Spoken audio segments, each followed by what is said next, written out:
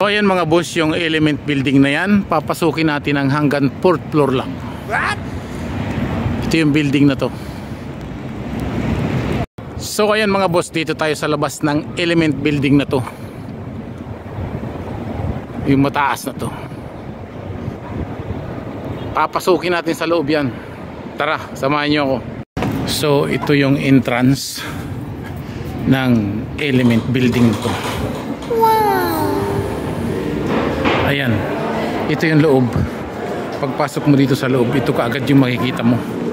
Napakagandang ilaw, napakagandang lugar. May mga kumakain. So ayan, bababa nga tayo dito sa 4 na steps. At tayo ay aakyat doon. Kung anong meron yan, titingnan natin. So ayan na nga, nakasakay na tayo dito sa hagdan na kahit hindi ka maglakad, dadaling ka sa iyong patutunguhan. So ito na yung loob. Ayan, napakaganda pala. Ayan, dito tayo at aakyatin natin yung 4th floor. 4th floor, pwedeng mamasyal. So ayan na nga, dito na tayo sa pataas ulit, isa pa. Sasakay ulit tayo ng hagdan na kahit hindi ka maglakad, dadaling ka sa iyong patutunguhan. Ito na yung view nung 3rd floor ng Element na ito.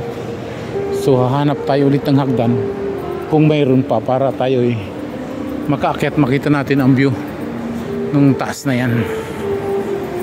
Kaso parang wala ng hagdan. So ayun, nasa 3rd floor tayo. Itatry natin pumunta rito. Wala tayong kaalam-alam dito. Aakyat tayo dito para abutin natin kung anong mayroon sa taas, sa 4th floor na to, kung ano yung makikita natin ng Element building na to.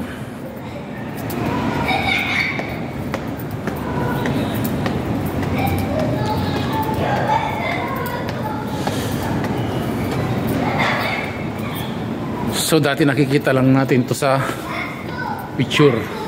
So ayan, ito na nga yung ibabaw ng 4th floor na pwede mo lang akyatin, kasi yung paikot na to mga residents na yung pwede rito. Ayan,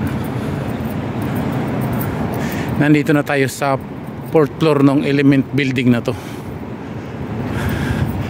So ayan, ayan yung building na yan, yung nakikita natin doon sa harapan. Ito yung bandang likod. Nandito tayo sa 4th floor, sa park. Ito yung park ng building na yan.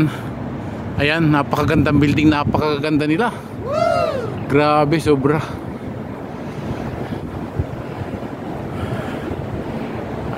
Ayan, pag nakikita natin sa malayo, ito napakaganda. Talaga napakaganda talaga kahit sa malapitan. Ito yung mga building rito. Ayan.